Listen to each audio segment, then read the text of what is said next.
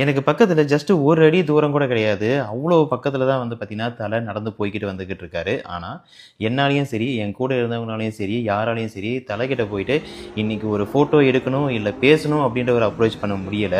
ரொம்ப தயங்கி தயங்கி நின்ன ஒரு தருணத்த தான் இன்னைக்கு நான் உங்க கூட ஷேர் பண்ண போறேன். வணக்கம் மக்களே! துபாயில இன்னைக்கு தலையோடைய கார் ரேஸ் நடக்குது அப்படின்னு சொல்லிட்டு, ரொம்ப சந்தோஷத்தோட நம்ம கார் ரேஸையும் பார்க்க போறோம், தலையவும் பார்க்க போறோம், தல கூட ஃபோட்டோ எடுக்க போறோம் அப்படின்னு சொல்லிட்டு துபாய் ஆட்டோட்ரோமுக்கு வந்து கிளம்பி போயாச்சு.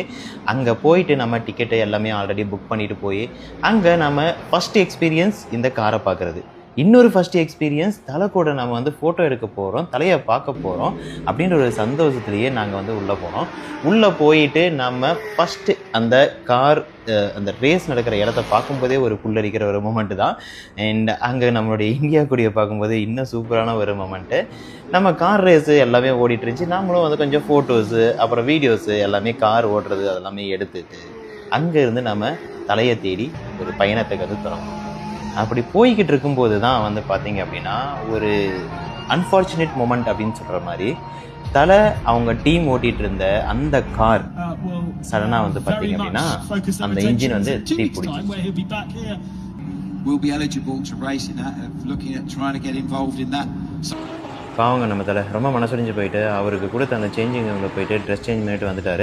அங்கே வந்துட்டு அவருடைய அந்த எரிஞ்சு போன காரை வந்து பார்த்திங்கன்னா பிட்டுக்கு வந்துருச்சு.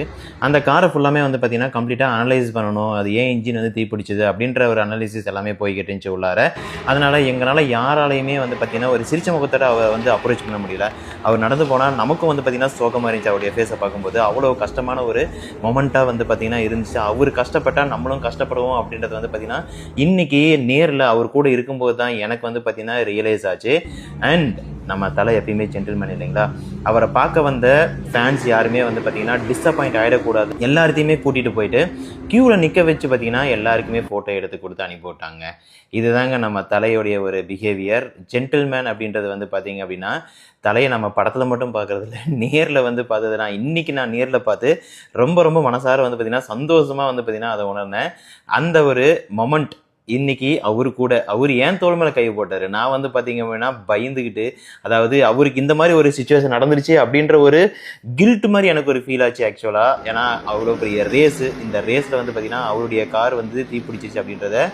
ஆனால் அவர் தோள் மேலே கையை போட்டு எல்லா ஃபேன்ஸுக்குமே வந்து பார்த்திங்க அப்படின்னா ஃபோட்டோஸ் எடுத்து கொடுத்து தான் அனுப்புனாருங்க. சச் எ ஜென்டில்மேனுங்க நம்ம